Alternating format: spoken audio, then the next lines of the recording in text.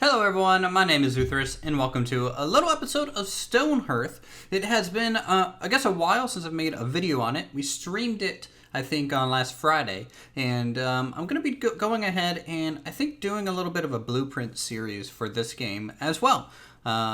Recently, they added the support to share blueprints on the workshop. I don't know how this works yet, but I'm going to figure it out.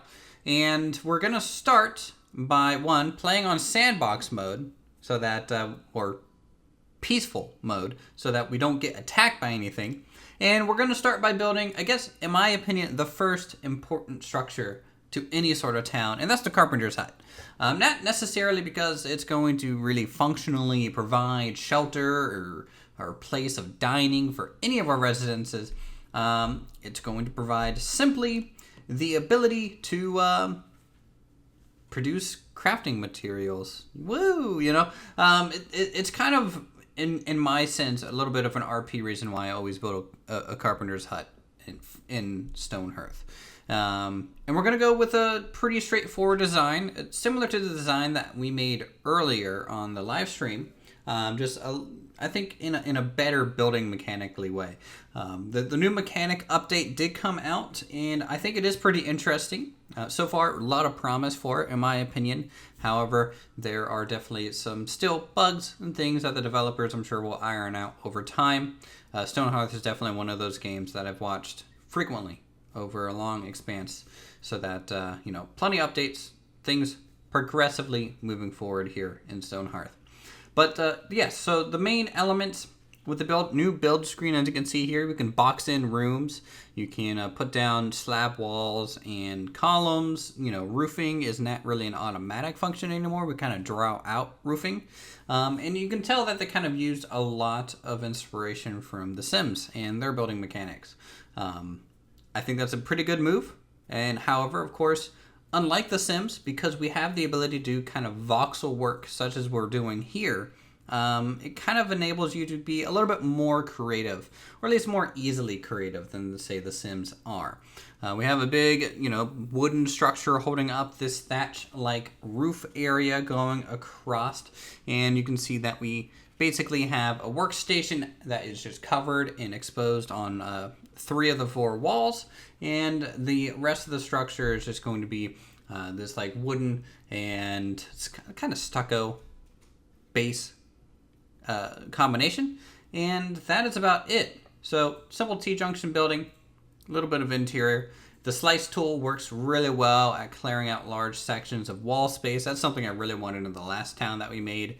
Add a little bit of a chimney, using just little voxels, and just the overall more versatile tools, I think, is going to make this a far more creative game, a game that everyone can kind of build without too much of a headache. And I think with the new way that the hearthlings actually construct these buildings, which we'll watch a little bit later, will make it so all of these buildings are constructed. I did run into a little bit of an item placement issue near the end, but we'll cover that, I think, when we get there. We got a simple one door kind of functionality here, a few windows. We'll even do a few clear story windows up top, where maybe we might not want a window on the wall itself. That could look cool. A couple windows along the side, but mainly blank for storage space reasons. And that is basically it for this little speed build. Of course, we're gonna start simple, get used to the tools, lay down a little bit of pathing. You don't want to work too much pathing in some of these buildings because, of course, if you want to use it modularly and get them close together, it could cause issues when you place multiple of these. But as I said, we're going to get more complicated as we go. So we're going to start with the carpenter's hut, and then we're going to focus on probably my second most important building, in my opinion, is going to be the farmer's hut. Next episode, if you guys are interested in that, definitely let me know in the comments down below. Definitely go ahead and like the video if you haven't done so already. As we move out of the speed build section, we'll kind of watch time lapse as well. So the hearthlings will actually construct this. I'm not going to just spawn it in. I think that's a little too too easy, right? Because I want this to be usable for everyone's saves, and I don't know what status everyone's save is going to be in the long run. So here we go.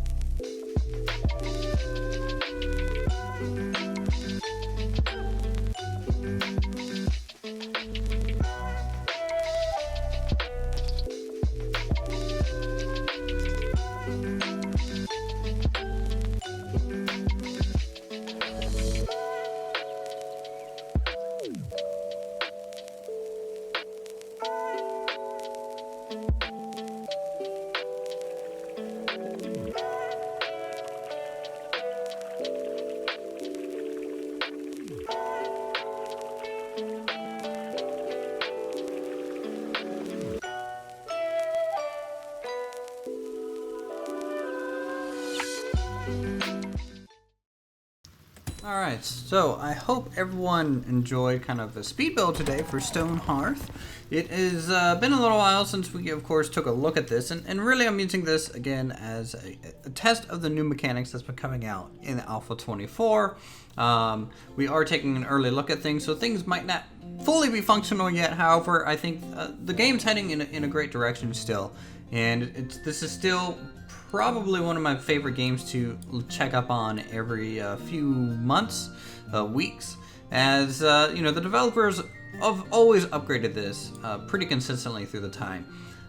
So right now, you guys are looking at the completed carpenter's hut with furniture details added, and I did this in two parts. I wanted the shell of the structure to be a blueprint itself, which will be, I guess, uploaded to its workshop if I can figure out how that works. There is one now for Stonehearth, so you guys can download it for your own towns. If you want this kind of carpenter's hut with tool overhang and storage area, go for it. Put it into your own town. I would love to see screenshots where you guys use it at.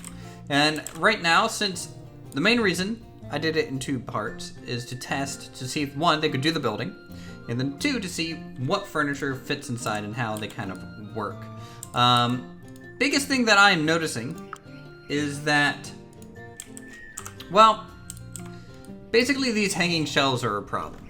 I mean, the tooltip says make sure it's within reach, but you know, I have a feeling that it's really not supposed to be hanging. The supply rack to me is a far better option right now, because at least they work. Every time I place one of these wall racks, I get this little exclamation mark. Basically, it's saying people can't reach it, people can't take it down, and they can't do anything about it. So luckily, the blueprints are going to have, you know, no furniture, hence why I did it like that. But it's good to know that going forward, I'll try and avoid some of these hanging racks just for this simple reason itself. Let's take a look at what I did, though. So we have a nice, simple T-junction hut, right? You know, we have a little bit of gardening area off to the side with a bench, and we have the other main feature, which is the large workstation for the carpenter. Now, the carpenter, he kind of built everything over here, but in reality, he doesn't really need to be there anymore. You can assign, you know, the one bed in there to the carpenter. We put a row of these long tool benches. Basically to symbolize a long piece of wood being worked on, like they fell down a large piece of tree and it's being carved on. And now granted, the fact that there's a tool hanging off each one of those might kind of ruin the effect of that. You could also, in theory, just fill the inside with a solid row of these log stacks. That's another thing. Right now I just have a few of them for decoration's sake. They are costly in terms of their production cost. There's a few lanterns. We have additional wood stockpile along the side of the building just so the carpenter can kind of quickly run out and grab some more, come back in here and work. That's another reason why we kind of put the workbench in here, is so that it looks like he's actually carving something away and is working in this area, just going in a big loop. We got the little carpenter sign, we got a little bit of a fence, and just some tool, benches and racks. At least that's what those are supposed to represent in there.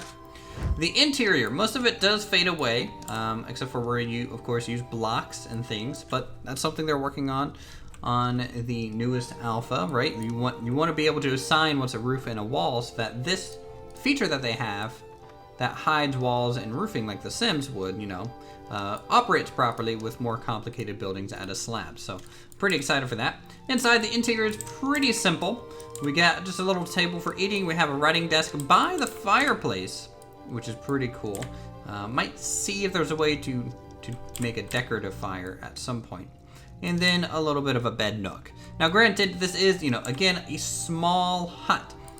You could make a 2-home variant, and in fact, I do have a 2-home variant. Ranger pets to adopt. I don't really care about pets right now. And the 2-home variant, let me go ahead and show you guys, kind of looks like this, okay? So this is the same kind of principled design, except for I kind of switched things up, right? So the smaller piece of the building is for eating and some storage, and the larger piece you can fit 2 beds in. This one also has a bit of a smaller kind of cover overhang and a different chimney placement, but in general, you can create some pretty cool buildings so far in Stonehearth, and I'm pretty happy about that. And it's something we might explore in future episodes if people are interested. If you want buildings for your own saves and blueprints, I can go ahead and upload all of these. This one has a full dirt path variant, which is pretty cool to do. This is an actual road. It will make them move faster, but using wood blocks in different patterns, you can get yourself a dirt road, or you can use stone patterns to get yourself a stone cobble road. And it just adds a little bit more character. So with that, thank you guys so much for watching. If you guys are enjoying the content, as always, feel free to subscribe for more creative goodness such as this. Hit that like button. Leave a comment down below. Ring that bell. Pull that lever. Follow me on Twitter. Join the Discord. And you're tired of me saying this, so I'm going to go ahead and end the episode here. Bye now.